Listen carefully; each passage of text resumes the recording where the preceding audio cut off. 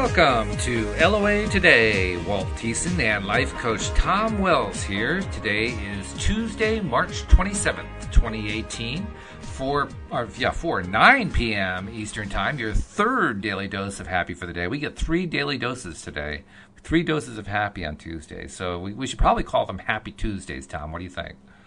I think you definitely should. Yeah, that's a good name. Try to get Congress to pass a law about it. I don't think I'd try to get this Congress to do anything, but that's beside the point. Well, that's true. I mean, it probably wouldn't happen, but good idea. But yeah, we got a Happy Tuesday going on, and it has been happy. It's been happy all day long. We've had really nice discussions and topics to talk about and so forth with Cindy and Wendy, and then today, this evening with you, picking up on the topic we talked about on Monday. And it was a little bit unusual topic, the way you worded it.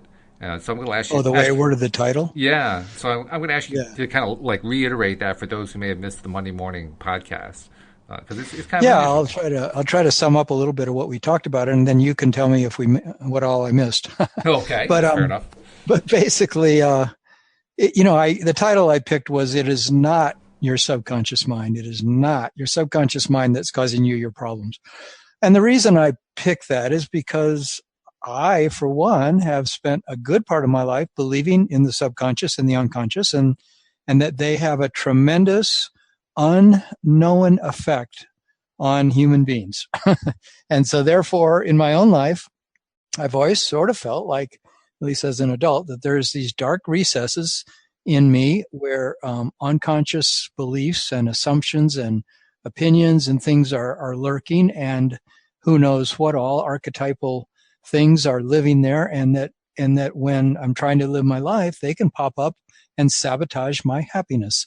They can sabotage my relationships, my money making, my health, anything, because, when you have an unexplained reason why you're going downhill or why you're not improving and why you feel stuck, you can say, there must be some really nasty stuff in my subconscious or my unconscious that came from my programming as a kid or from a past life, and it's haunting me, and it's going to send me to an early grave or whatever, whatever people feel. And there's a lot of people. I mean, I had an hour-long talk with a friend of mine last night about this entire topic, and she and I are pretty much coming from the same background, where we have felt a lot in our lives that we were the victims of our own subconscious mind.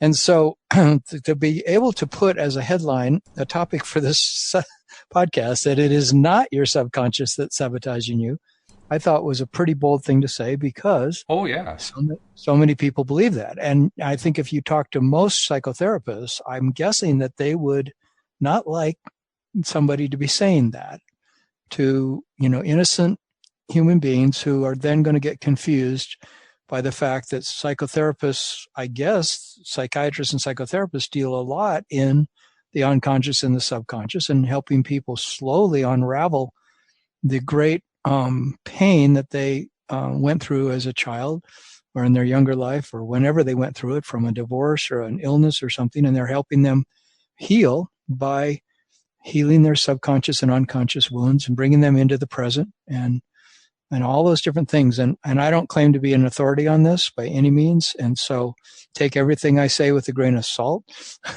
But I've been studying what's called the law of attraction through Abraham Hicks' work, and they are where I get these opinions from. And they have made it really clear, to my great joy and liberation, that I am actually in control of what's happening in my life, and that I'm not the victim of these unconscious, subconscious things. And why is that? Well, because if something's not bothering me at all, what they say is, then you don't have to worry about it. If it is something important to you, it's going to eventually get bigger and bigger until it's on your plate. It's going to be in front of you, and you're going to be dealing with it. But in the meantime, whatever you are feeling an emotion around, whether it's a happy emotion or it's a sad emotion or a troubling emotion, what we call negative or positive emotions, it's like that. Those are things you can deal with. And if you would like to overcome or not be affected by the negative things in your life, the things that you call, that bring up the emotions of sadness and anger and fear and worry and anxiety and feeling stuck and all these things, that what they say is you simply have to recognize that pattern as it's emerging and ask yourself, what is behind this feeling? What's behind this feeling I'm having? Because in the way that Abraham explains it, if you're having an emotion, the emotion is your internal guidance system telling you whether you are aligning with your higher self, your source self, what some people might call God, or, the all that is, the universe, whatever you call it. Abraham calls it your source self. And so if you have a negative emotion, then it's telling you that your source self is seeing that situation that you're in a different way. Either that relationship you're having with a person, or that thought you're having about money, that thought you're having about your health, whatever it is, if it's negative, the emotion is telling you that's not the way your source self sees it. And if it's positive, it's telling you that is the way your source self sees it. Keep on going because you got it right, and you don't have it wrong when you're feeling bad. It just means your source self is trying to tell you you can get back in alignment with feeling good. And that's why that negative emotion is there. It's telling you, do something different. So then the question is, well, what do? I don't even know why I'm feeling bad. It must be something in my unconscious. I would never choose to feel bad. And what they're saying, and what the subject of our Monday morning program and tonight a lot is looking at, is how do you become aware of what thought is happening that's giving rise to these negative emotions, these bad feelings. And what they're saying is you can begin to catch these things in the early stages. They give an example of Esther Hicks. She's watching this one of her favorite programs on TV, one of the talk shows. And she likes watching the talk show because she really laughs and she has fun, and it's a pretty good talk show, but she always watches it very carefully, because when the host brings on a guest that she doesn't like the way that guest talks about life or talks about things in the world, she doesn't want to really go into that person's headspace and feel resistance to them, because it pushes her buttons when the guy's talking or the woman's talking. So what she does is, she's enjoying the show. All of a sudden the host says, and our next guest is, and if it's somebody she doesn't want to hear, she just turns the TV off. And what she was telling that example, because she's saying that's what we need to do with our thoughts, that we need to recognize when a thought is taking us down a path that doesn't feel good, then we can turn our thoughts more in a direction of what we would prefer instead, which is the entire practice of the law of attraction, is turning your thoughts from what you don't want to what you do want. So when you're starting to feel thoughts that are saying, God, I'm really worried about how I'm going to get enough money. The rent's due in 10 days and I still don't have the full amount. And I've got that other bill for the electric, and what am I going to do? And I just hate not having money. And so all those thoughts are taking you down the path that is going to lead towards more of the same. Because when we get into a negative spiral, a negative way of thinking, one negative thought leads to another negative thought. So what you want to do is start thinking thoughts of, I know I still have 10 days left, and, it's worked out every other month. I'm going to make it work out this month. And you start thinking positive thoughts. There's got to be a way I'm going to get this money. Oh God, yeah, that's right. Maybe I can call Bill. He helped me out last year. I haven't been in this position for a long time. I'm going to call Bill. In other words, you start thinking of some positive thoughts that lead you to a better feeling inside yourself, because one better feeling thought will attract another better feeling thought. And before you know it, you're feeling better, and good things start happening in your life when you're feeling better.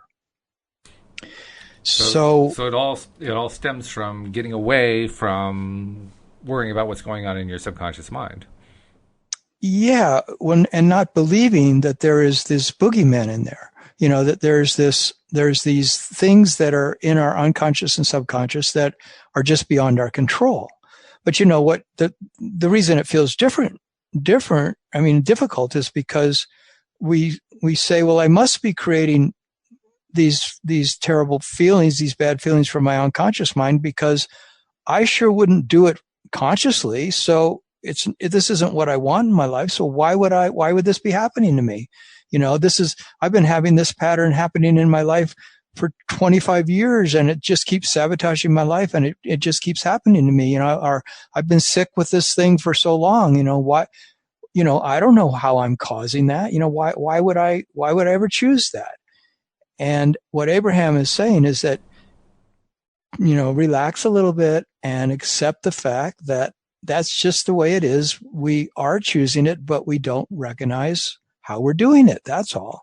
We just don't recognize that there's a thought there because the thought has become so habituated. It's so subtle. It's so quiet. We don't hardly notice what we're saying to ourselves or what we're feeling inside, the kind of the vibration that we're coming from is maybe a vibration of lack, or a vibration of feeling defeated, or a vibration of feeling hopeless, or a vibration of feeling fearful. That we're not good enough. We're not worthy enough. We don't feel happy enough about who we are. And all those things just make it, we don't subtly notice that we have a whole pattern of thought that is actually can be changed. And that's what they're saying. And then tonight I have some new ideas on how you can change that. Oh, what kind of ideas do you have? Is this, or am I cutting into it too quickly to ask you that? No, you can go right to it. Or do you have any other things you wanted to add to what I was saying? Well, I think I agree with what you're saying. The only thing that I'm wondering about, and it's something that I can't remember what the source was, for whatever reason, when I am, let's see, how do I say this? Whenever I am focused on the subconscious mind as the subconscious mind, as it's usually presented by Jungians and so forth, traditional psychotherapy, then I agree. I mean, I'm focusing on the wrong thing in the sense that it's not going to actually get me to a positive place. Now, what it may do is it may help me to at least get unstuck from a negative place. But what may help you? The psychotherapeutic process. That's part of what that's designed to do. On the other hand, it really depends a lot on who is doing who is providing the therapy. Because there are therapists who will, Sean Aker described it best. I don't know if you've seen Sean Aker's TED Talk, but in the TED Talk, it's a really funny one. I really strongly recommend you check it out if you haven't seen it. It's only about 10, 12 minutes long. But one of the things that he talks about is how that when you go to see a therapist, they don't want you to come to the therapist with one problem and go away with one problem or even a problem solved. They want you to go away with 10 problems because that way you're a client for life. So that's one form of psychotherapist, right? And it's true. There are people who go to the same therapist for years and years and years. They make no progress whatsoever. But, and usually it's the, I can't think what they call it. It's basically the method where talking therapy. The talking therapy, right? And so you basically talk about whatever you want to, and the therapist never holds your feet to the fire or anything like that. So you just keep going on and on and on, spinning your wheels. Well, that's one form. Another form, the kind that Louise used to practice when she was in therapy, was basically the hold your feet to the fire approach, which is, we've identified, what's going on with your life. We've identified maybe something from your past that's impacting you. Now, what are you going to do about it? Enough of this. Okay, we've been swimming around this for a long time. We've talked about it. We've desensitized. What's it going to take to move on now?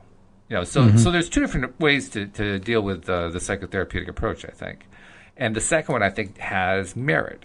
But what psychotherapy won't do is it won't teach you how to get into a happy place. And there are therapists now who are also becoming law of attraction coaches. Many LOA coaches are also psychotherapists. And they're doing that because they're recognizing that it's not enough to just get at the root of the problem and get it out. You actually have to get the client to a positive space. Yeah. That's what Abraham's been talking about. And that's what I think the good LOA gurus talk about, how important it is to get you into that positive space from that negative space.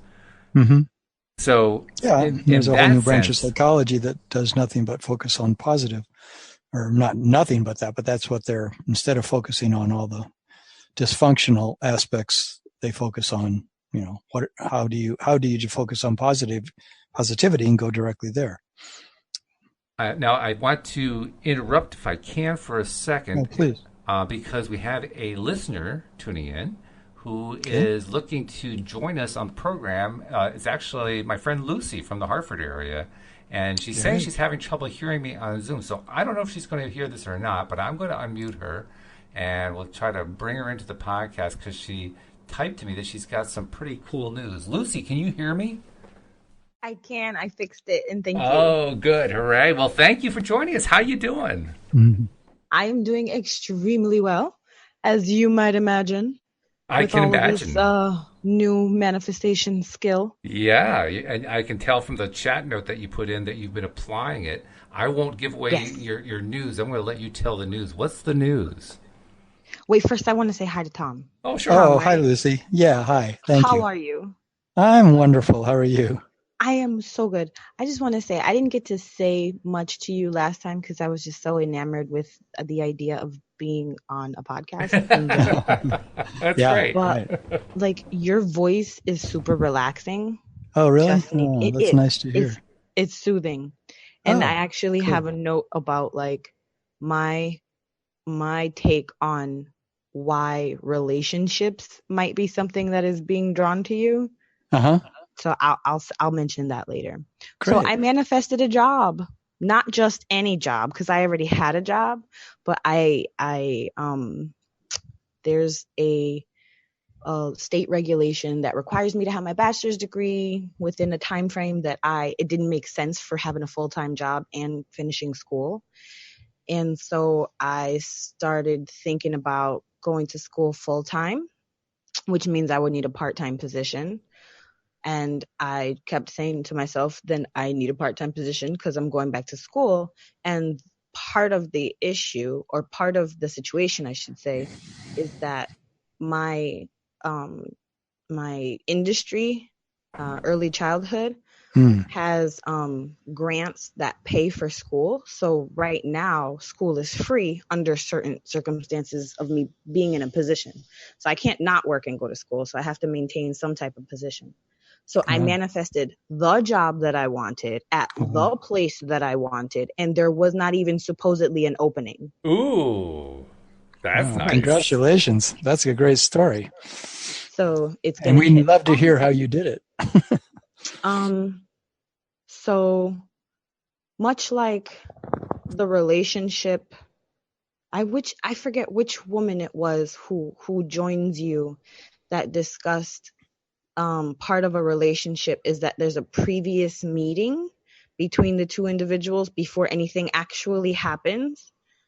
Um, I met the director of this place that I'm going to be starting working a year ago.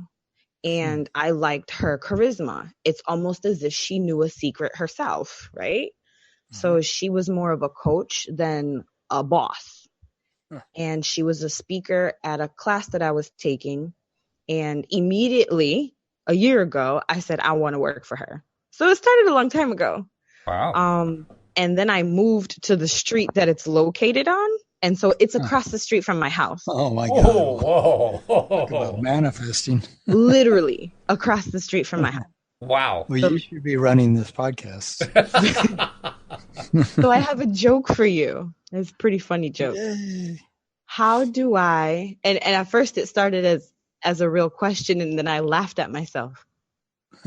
Please tell me, how do I become a law of attraction coach? What would be the answer to that? You live the law of attraction. If you can't manifest that, you don't need to be one. Like Yes. there it is right there. So I've been kind of playing around with that idea. Just manifest it. If Just you have manifest it, it. it'll happen. Right on. That's Right funny. on. That's great. So yeah, so that's my news and it's really cool. And now I'm telling everybody around me who will listen. Just like, listen, this is how it happened. Try it. Just That's try it. great. That's Just play great. with it. Yeah, well, you sound like you really are understanding a lot. Is it I happening feel in other areas of your life? so. It has. And so before I set more I guess, serious intentions about the career and the educational guidelines, or not guidelines, but goals, I played around with how my relationships are, and I reflected a bit on how I used to play with intuition as a child. And so just getting back in that belief mindset and vibration. But I honestly think I'm one of those people who I never really lost touch with it as a child, because I've remained close to children, and I've always believed that they kind of held secrets from us about how the world should be. Yeah. So getting back to that place and kind of dealing with negative talk or dealing with doubting beliefs, I catch myself immediately. And I really only recently started playing around, and it took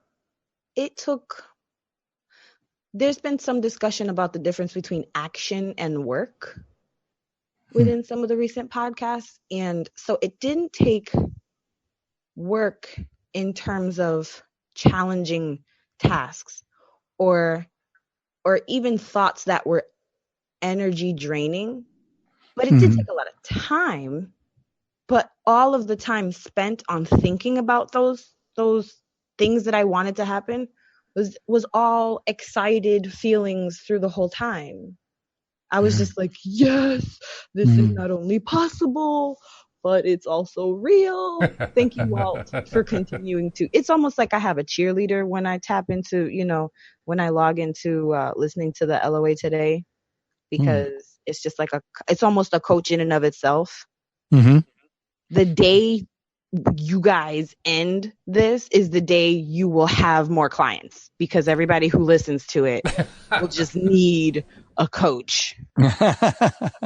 So they'll just be like, if it's not on, I need a personal, coach. So the master plan is working. We're addicting everybody to feeling good. I love it. Yeah, what it is. Oh boy. Well, the cat's out of the bag. There we go. Well, it sounds like you really, that you really understand this thing of catching your thoughts with your intuition, telling you, ahead of time which direction you really want to go. Right. I've been with your thinking. And it started not even with law of attraction, but with interrupting traumatic memories. So a pattern of reliving a traumatic memory when something triggers me. Most of that I've learned strategies to deal with that, and the psycho part of it with the therapist thing, all of that was really cool. But I learned that interrupting the thought was first. So, recognizing what's happening was huge. So I have some of that practice already in my back pocket. And one of the things that I kind of was focused to have relief in was the fact that I was able to acknowledge it and say to myself that because I've acknowledged it, I have the ability to change it, and just that choice rather than no choice at all was supposed to be step one. Just take time and sit in that. But within the last week or two, I've kind of applied some of that to this, because there's still a lot of transition that needs to happen within school starting and money being transferred in all the right places and all the right time. So worry still tries to creep in. And rather than catching my thoughts and saying, I can change this, I say, it's changed. Yeah, that's even better. Right. It's already changed. I don't know exactly what I'm going to spell out for how it's going to look, but in that moment, it's already changed. Now I can change this. No. And then you're able to live in that place. Right. And it's almost a prompt to not worry about what it could have been anymore. I've already disassociated with that thought. And now it's a fresh start. It's changed. I get to say what it's changed into. And then it doesn't come back up, or it does, and then you just do the same process? So far, so good. It hasn't even come back up because it's such a happy feeling. for me to not have worry, even within that mental, I get what the imagery that has to happen in that, like some of that, like I was almost fearing that if I couldn't put a whole picture together, that it wasn't complete and wouldn't be strong enough. So there was actual still visual picture. Just with closure. So like if I couldn't imagine whatever needed to happen that would cause me worry, ending with closure, then it was still something that needed to be worked on. But even if I begin a new positive path, that's all it needs. Yeah. So it Well, sounds like you're employing your intuitive child self, right? That part of you that knows how to just intuitively have fun or feel good. Is that right? Right. And I'm all up, and I've been doing that for a long time. Just this time it's with intention. And it's amazing. it sounds like you've kind of merged the. So can I tell you the little tidbit about the relationship, my theory? And I'm sure you guys are going to have a lot of people just calling with just whatever kind of crazy thoughts about how things are connected. I have not known of many men who highlight relationships as what they advise on. So to me, like that's one, and also with your calming voice, like it's also attractive. Just like a man who sounds trustworthy. That alone, you kind of beat the odds right there. So you think that's a good niche for me? Yeah. Well, and it could be temporary. That's another thing that I was thinking. Like it could be whatever vibration you're in now that's attracting that. That doesn't necessarily have to remain. That was it. Thank you. No, that's good. I love getting feedback like that. You're welcome. Well, how you doing, Walt? I'm doing good. I was just going to say that it sounds like Did we lose Walt? Can you hear me? It's weird. Tom, do you want to run this by yourself? I wondered why he was so quiet. Oh my goodness, you guys can't hear me. I'm wondering if I can see if he's still here. He is. Testing 1 2. Maybe we can't talk hear too me. Much. Oh I didn't think that was going to be his take on it. No. Walt, maybe it's just an electronic problem. Perhaps. Well, I know that that before I came on, I was having a hard time hearing what you guys were talking about while I was trying to log in. So what was it that you were talking about this time? Well, at the beginning of the show, I was reiterating the things that we talked about Monday morning. I don't know if you heard that show. I did, and it was amazing. And I was hoping I would remember anything that I wanted to in order to mention to you, but it's gone now. That's okay. I know that's what these shows are like. There's a lot to each podcast. But I was just saying how the subconscious mind is huge reservoir of unknown things that can sabotage us. I do remember that, yeah. And that is something that Abraham teaches. And I was trying to explain how they look at it. That it's really just if thoughts aren't bothering you, then you don't need to worry about them. And if they're gonna eventually get bigger, they're gonna get bigger. You're gonna feel some emotion around them. And once you feel emotion around them, that's your guidance system telling you whether you're lining up with your source self or not. And so if you're having a negative emotion, you say, well, there's something that I must need to know here. The way source sees this situation.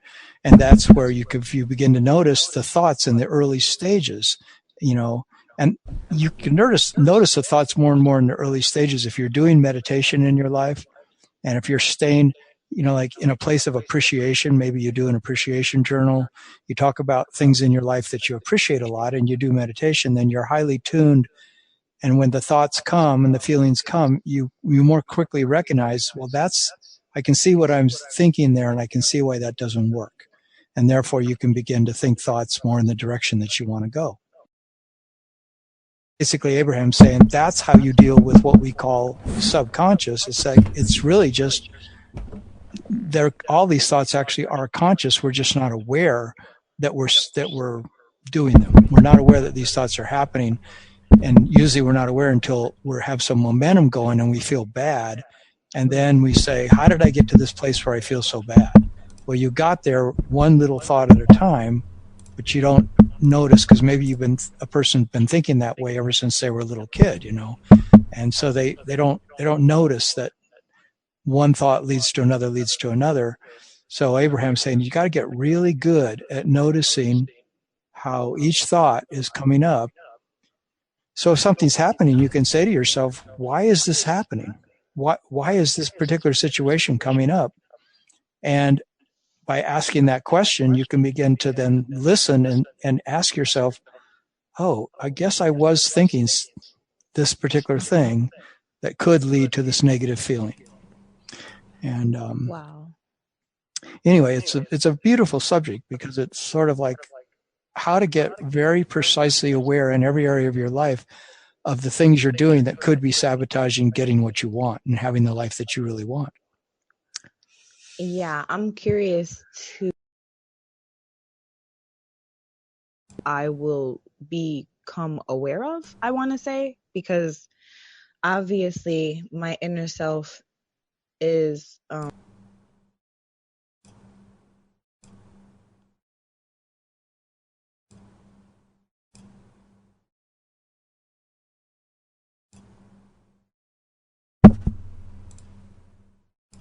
whatever I need to see, but most likely it won't just be physical things that are changing. Mm-hmm. And, in goals that I want to achieve, it'll be, with deeper meaning. Yeah, and law of attraction is happening constantly, and the beauty of it to me is that it all comes down to if it feels good, you're going in the right direction.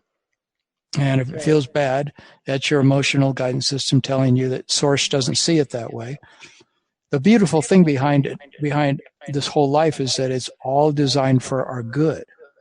And that's not accepted in the general society all the time, that everything is actually happening ultimately for our good.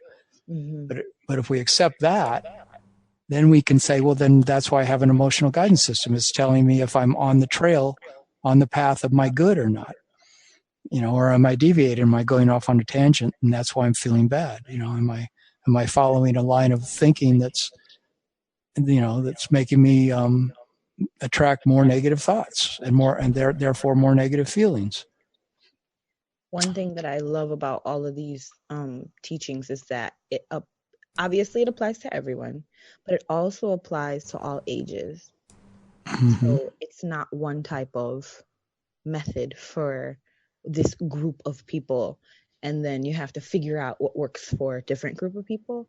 So I work with the youngest of people, and much of what I've learned, I just think about in terms of how children to relate to me, relate to each other, relate to themselves. And I'm kind of looking for opportunities to see organic behavior. We tell children no so often. And a lot of it even just has to do with simple safety. But I'm just curious as to how children live in the now and live in their own desires, and what that might look like, what a parent-child relationship might look like if this was society, just what passions, then if the child had to wait till they were out of high school to follow their dreams. Do you know what I mean? Oh yeah, totally. I mean, that's why Walt, are you there? That's why Walt created that beautiful school. How long he's gonna have to come back into the chat. Yeah, I don't know what happened there. But he created this, had a big hand in creating this school, I guess, in that part of the country where children were given tremendous amount of opportunity to have that creativity fostered by the adults. And I think it's the future of our society, really. What you just described is that getting to the point where everything is designed for the children to flourish in their infinite capacities, as an infinite being who came here to play on this planet, you might say, or who's here in this reality that we call the Earth. Like, what is their potential? There must be so much potential in all of us. And we're just now almost like opening the gates to a brand new world of possibilities. If we let the creativity of each of us blossom, it's hard to say how incredible things could become. Right. Because there have been systems that have been controlling and telling us how things should be for a long time, and a lot of those systems have been based on fear and control, God, yes. and discipline, and all these ideas of you can't let too much freedom happen. You can't let too much joy happen. You can't let can't let too much creativity happen. Right.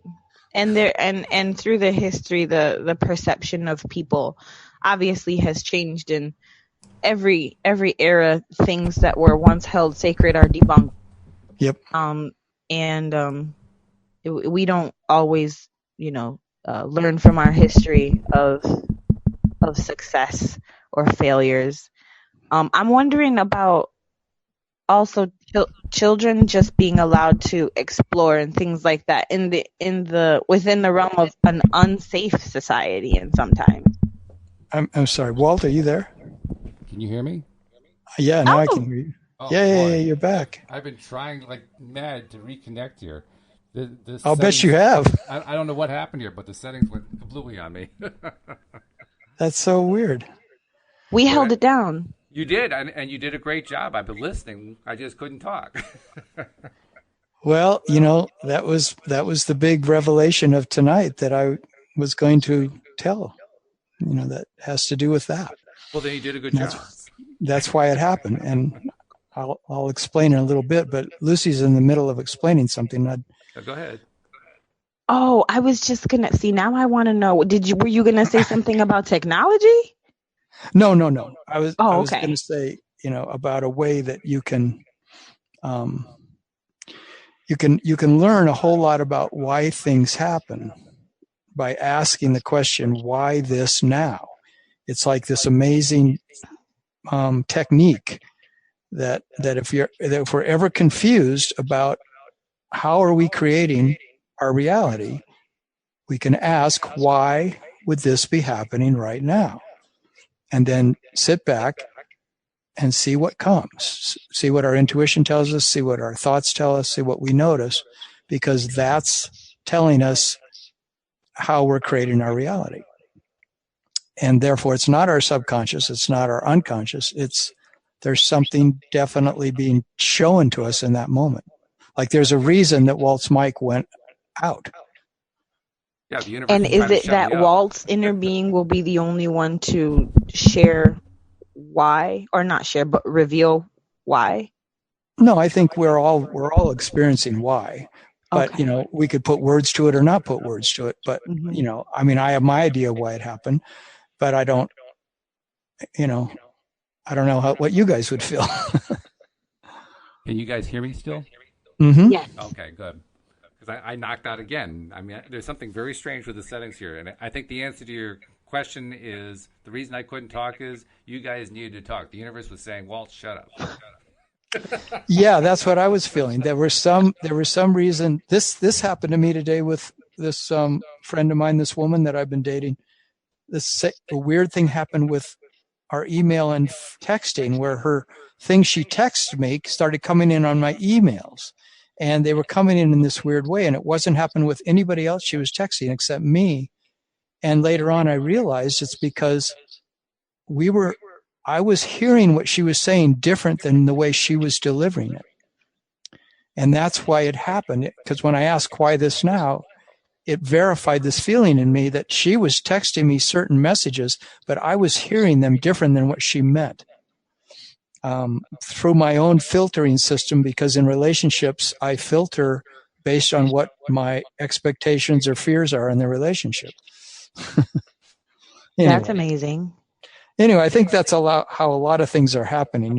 They're law of attraction is always at work, and it's always reflecting back to us exactly what something that's going on in us, something that's up for us, is being reflected back, whether we think so or not.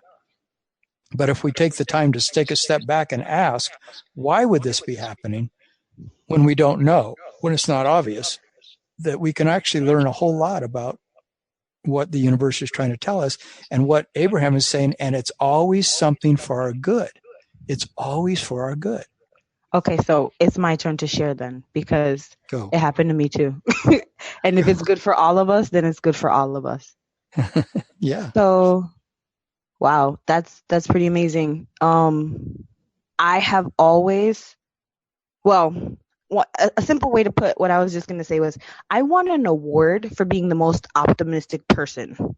The reason I did was because in any situation that my, at that time, supervisor had, I would always shoot her the silver lining. And it would only be because I was looking at what was happening now.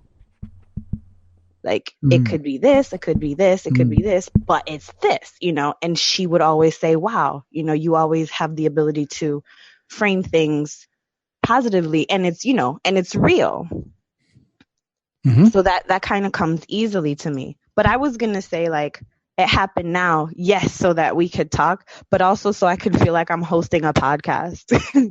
Exactly. It's giving you a tremendous experience of how present you are and how clear you are. Right? Dope. Right?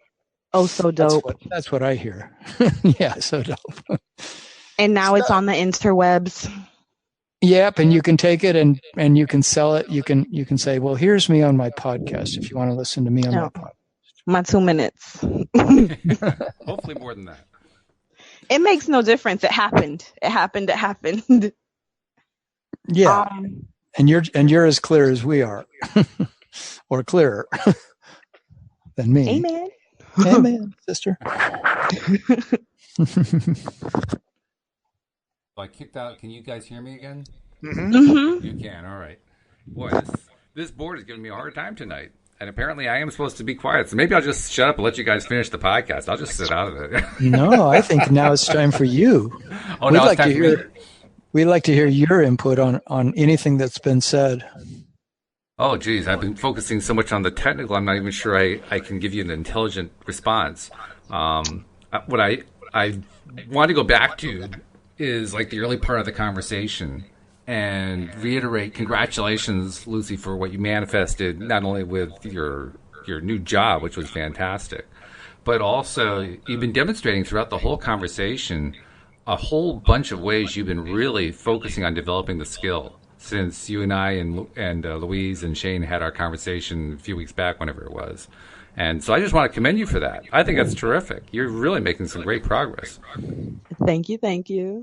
Definitely, you had a huge part to do with that, the podcast. I do like to look up other LOA things, but again, your layout of the personal stories gives context for how it looks for other people. And so I know, like, I don't have to ask so many questions about if I'm doing it right. If my intention is to do it right, it's getting done right. And I don't think I would have gotten that just from listening to the how-tos, the many how-tos that are available. Well, that's also credit to you, though. I mean, I'm glad we were able to help. Don't get me wrong. I'm very glad we were able to help. But this is your growth. This is your moment in the sun, so to speak, and you're taking full advantage of it in every aspect of your life. You deserve to, like, reach around and pat yourself on the back a few times because you're doing a great job. Oh, yes. Not only am I patting myself on the back, I'm looking for more opportunities to care for myself. That's another part of the journey. Mm-hmm. In what sense? When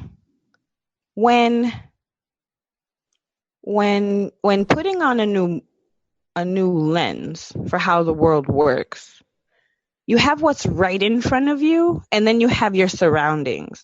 So I might have taken care of what was right in front of me with the job and the school, but now I could look around and see what other aspects of my life I can put this to use. And it is pretty expansive, my new way of seeing who I am and what I could do, what I could influence. But even just starting at home and what my home looks like and how my home feels, that something so intimate and on a different scale, important but overlooked. It was overlooked and it won't be anymore. Haha. I got flowers now. Oh, you're I'm treating planning a yourself trip. right. I'm planning a trip to go get some little cheap vases that are so gorgeous, but they only cost 25 cents at Savers or whatnot. So, Mhm. yeah. Sweet.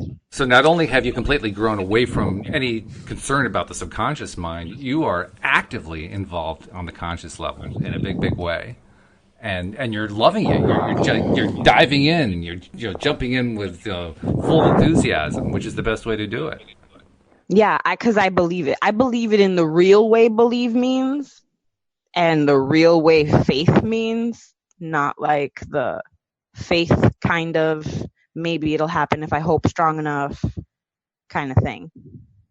Now I'm curious with the massive shift, the massive movement you've made toward really taking charge of your life. Have you also, thinking about that expansive realm that you were talking about, have you also made any attempts to try to positively influence others, not through necessarily talking to them, but through the techniques that we've talked about with each of the coaches here on the show about just holding somebody in a positive light, perhaps somebody you've had trouble with, or perhaps somebody who's having trouble just on their own, and you try to give them energy to help them get to a better place. Have you been trying that at all? That was the first thing I chose intentionally to try. Oh, And it was about 2 months ago, I want to say.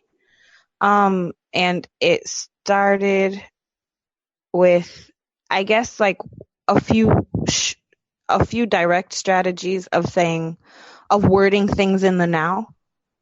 So I started naming characteristics of relationships, and I started with words like reciprocal, harmonious.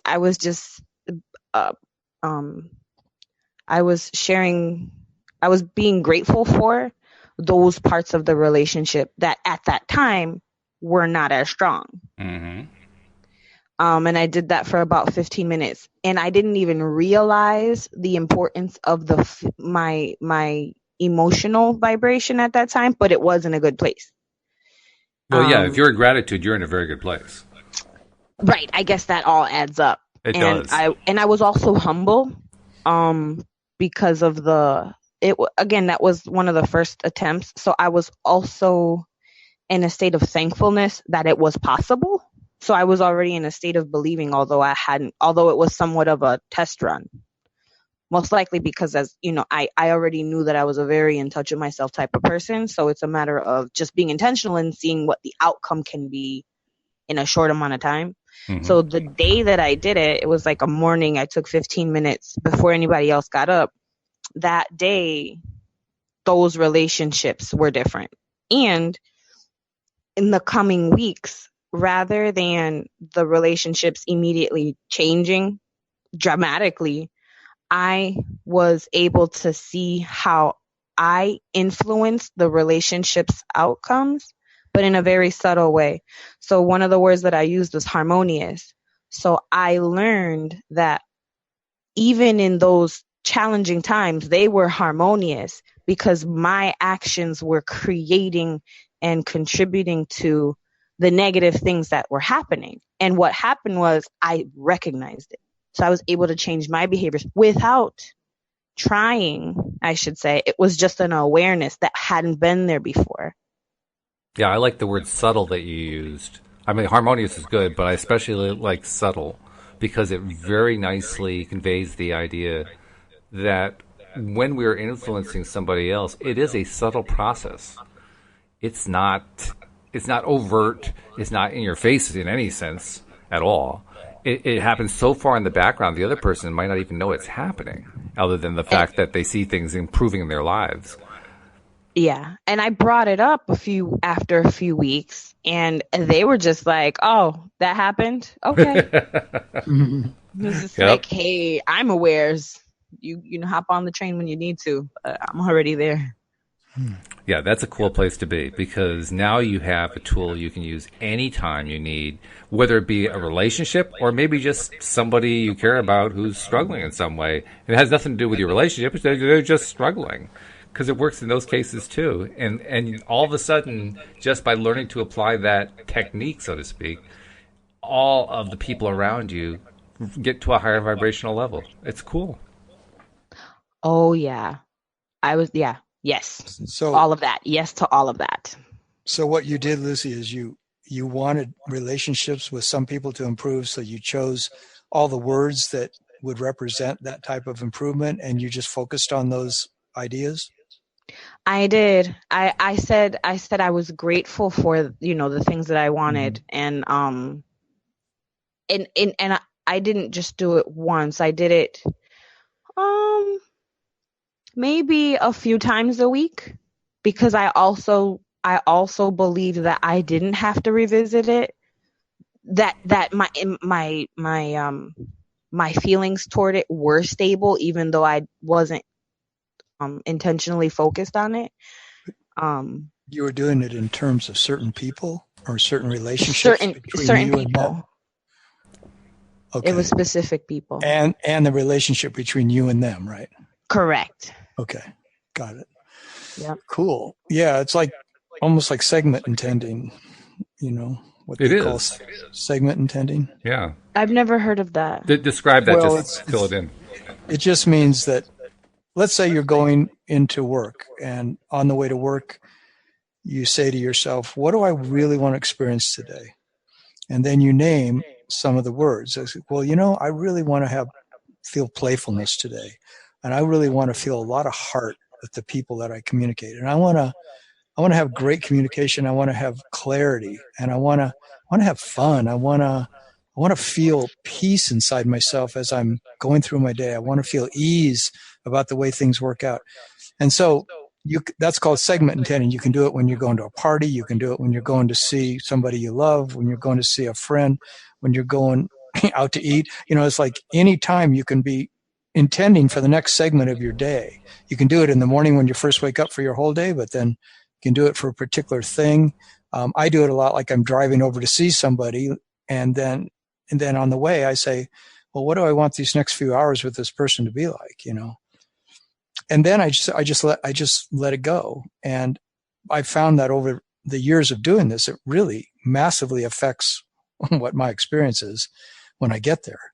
Because before I would go to something and I would sometimes even have worry, that something, or my old anxiety from the old paradigm of believing that, that I wasn't enough in a social situation or something, or that, what if so-and-so doesn't, says that same thing to me she said last time, and what am I going to say, or, worrying, and instead just say all the positive qualities that I want to experience and forget about anything else except going there to have the things that I'm choosing to have. That's segment intending. It sounds like what you're doing with your relationships. Does that add up for you, Lucy? Oh, Lucy got muted. No, we lost Lucy. Let's see if I can unmute her. Oh, this must be a three-way thing where one person gets lost. Oh, there she is. She's back. That is hilarious. That is. What my original response was, I'm going to start doing that more. Oh, okay. It's a, Well, it's kind of what you did to get the job and everything, right? I mean, you vibrated with a knowing. The job came from my inner child hooked that up without me, and I was just on board as soon as I saw that it was a possibility, and I ran with it. Cool. But this is a little bit more like I can think about it. I don't know. Maybe there's really not a difference. Certainly not from your inner child's point of view. Your inner being sees all of it very much the same way, because your inner being is your connection to source energy, right? Exactly. And that inner being connection is where you are. What's the word I want to look? It's where the power comes from. It comes through the inner being. So anytime that you are putting anything out, doesn't matter what it is, you're doing it through your inner being, whether you know it or not. Right. I mean, you could even be focusing on like the outer atmosphere as you put it out, but it's still going. The message is going through your inner being. Amazing. Yeah, the inner being's pretty amazing, I have to say. Yeah. So I feel like I should let you two go. I hope any other LOA listeners don't stay away too long. Shout outs to all of y'all too. All right. Sounds great. Well, thanks for joining us. Yeah, and good luck with the new job. I hope that really works out great for you. It sounds like it's a perfect situation in every way, but still, I hope it works out great. You know I'm going to keep you posted. All right. Very good. Well, thanks again for calling in. You take care. Say hello to Shane and everybody. Okay. You too. Bye-bye. Bye-bye. Well, that was pretty cool. That was good stuff. Did anybody else send anything on the chat room? Just me. I was trying to chat to you guys, telling you, keep talking. I hear you. I'm trying to fix this. I don't have that screen up. Oh, I didn't. That's why you didn't even see it. Okay. Well, that's all right. We learn. I have to ask you too. My computer is behaving very strangely. I have a little sort of like it connects into my clock. It's like an alarm clock software, and it normally tells me like like about 20 minutes through the show in case I want to put in some sort of an announcement about something coming up, a future podcast or what's going on with subscribe and share, whatever it might be. And then there's another one that happens about 5 minutes before the end of the show. And when the one 5 minutes before the end of the show popped up, it came up with this really loud klaxon like bells. I'm wondering, did you hear that? Darn. I think I might have, because it sounds really familiar when you said that. And I think I just totally nullified it in my brain. But I think maybe I did. But you did hear it. I think I did, but I'm not sure. Because I know so the weird. Sound that you're talking about. It's so weird because it's not supposed to. I had it actually set so that there was no sound at all coming out. And in fact, I'm going to look at it right now. Mm-hmm. And let's see. It's a Zoom feature of this platform? No, it's not part of the platform. It's a special piece of software I have on my computer. It's just like a little alarm clock software, basically. Okay. But it decided to basically wake up and make a lot of noise. I'm saying, who gave you permission to wake up?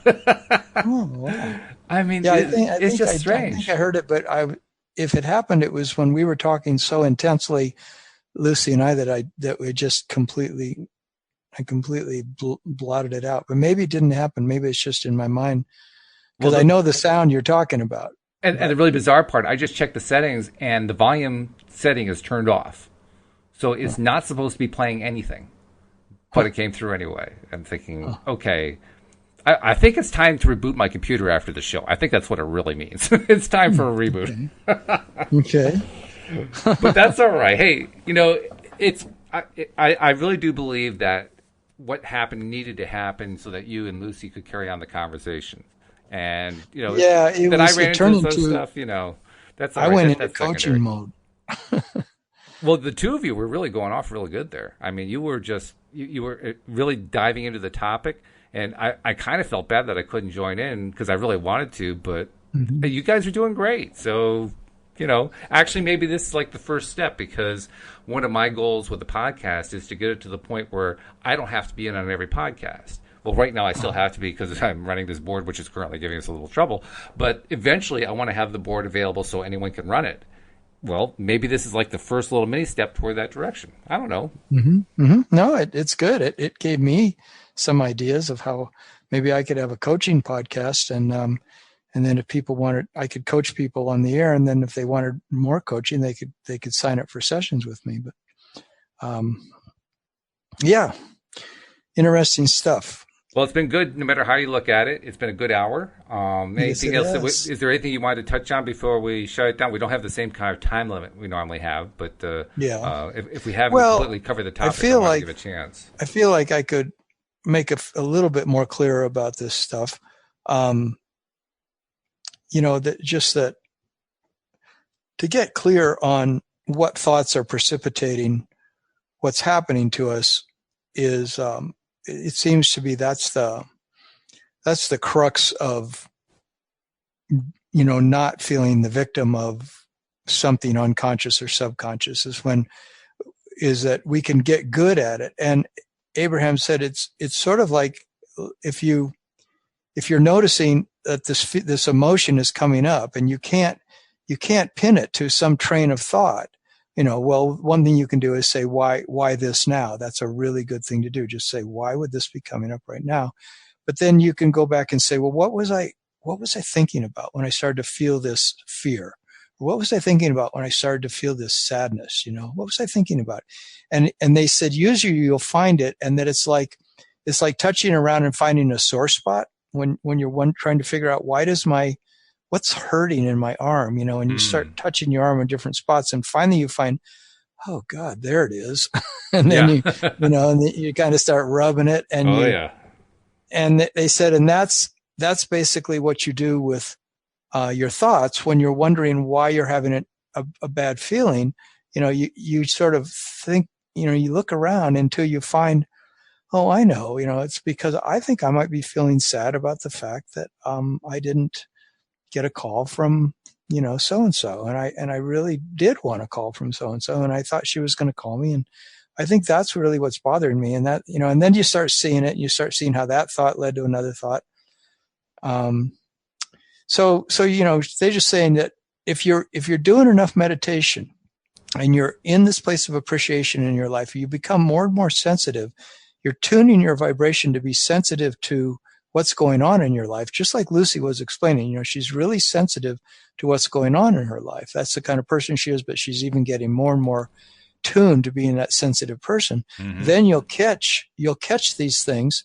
You're that kind of guy, and I'm that kind of guy. Where I more and more am catching stuff in the early stages. Right. Before it, I can say, is this a beneficial thought? Is this thought really serving me? And when we start asking those questions in the early stages, before it gathers momentum and becomes a problem and starts showing up in, ways in our life that we wish it wasn't, like, say, a health problem, or it shows up as a problem in our relationship with a friend or our lover or something. Well, if we catch it in the early stages, then that's sort of like the key to becoming a master of the law of attraction, the master of our own life. Because then we don't have to go on the roller coaster so much of ups and downs and our life being so dramatic and confusing to us. It's like we can become clear and see, like, why is law of attraction presenting this to me right now? Mm-hmm. What's active in my vibration that would make this logical right now that this should be happening to me?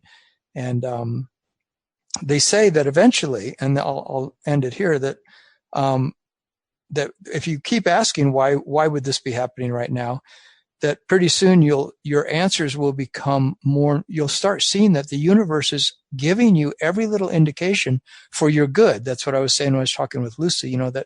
That everything that's happening. This is my main point of this whole podcast on subconscious and unconscious, is that the main reason that everything is happening to us when we get these emotional indicators, even when we don't know why it's happening, is that it's happening for a good reason.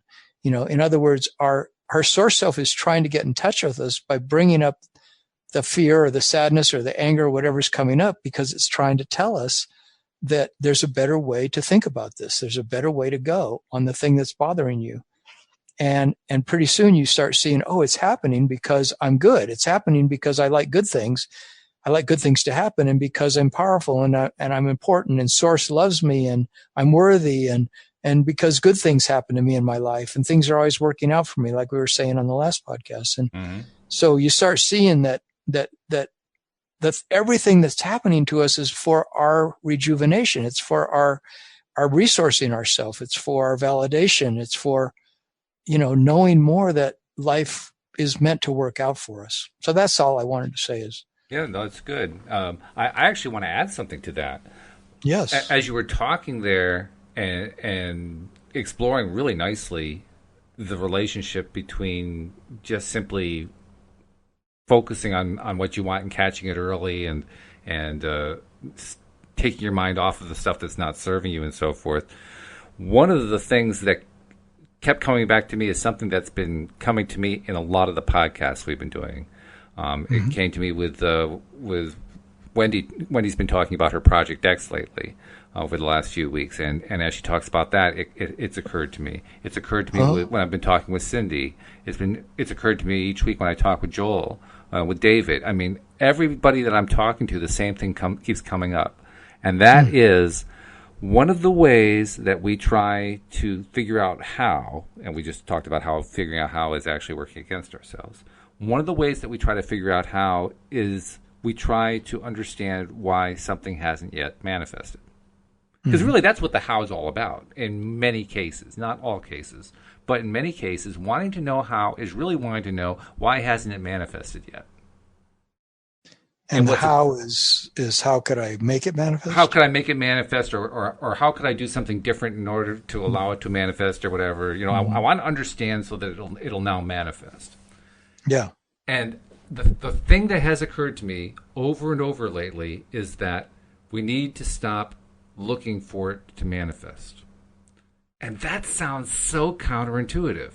It sounds like saying, well, then I don't really care whether it manifests. But that's not what I mean. What I mean is when it shows up, celebrate it. Until it shows up, you don't worry about it.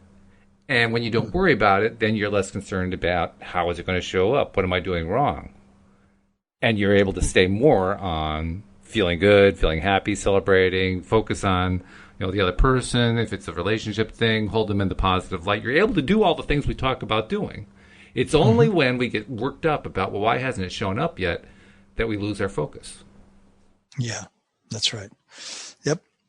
That's the whole hour-long talk I had with my friend last night. She was, she was saying, like, why has this certain thing bothered me for so much of my lifetime? Why don't I ever figure it out? Why does it keep happening? And why is it so difficult? And I said to her, after she said a bunch of stuff, I said, well, I think that it's because you're in that place where you, and Abraham said that so many times. The only thing standing between you and having the things you want is the part of you that worries about not having it. The part of you that says, where is it? And the part of you that gets into thinking that there's something that stands between you and having it. And it's the thinking that something stands between you and having it, and then focusing on that makes sure that thing will stay between you and having it. And so they said it's as simple as that sometimes. But if you would do like what Luci was saying, just see it as already done, just accept the fact that the thing is already there in my vortex. I just have to chill and let it come to me. Right. I just have to somehow quit jonesing about the fact that it's not here yet, know, and of course, we always wonder, well, but why is it taking so long, and that's okay it's okay to ask that question, but it still comes back to the same thing is you got to sort of know that it's a done deal. I mean, we could talk about this for a whole podcast, but you got to sort of know that it's a done deal and relax about it and trust that, you've made your ask, you've made your request to the universe has answered.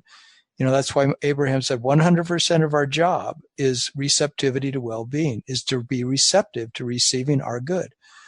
And, well, you talked about how important it is to learn how to catch stuff early so that it doesn't, build up its momentum.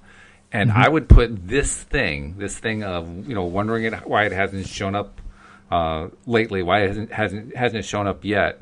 I would put that into the category of something to catch early. Yeah, very good. Thank you. That helps me a lot. You know what I mean? I actually need that. Yeah, right. No, catch that one really early. Okay, every time you start saying, oh yeah, but where is it? I wake up almost every morning with that. That feeling in the pit of my stomach.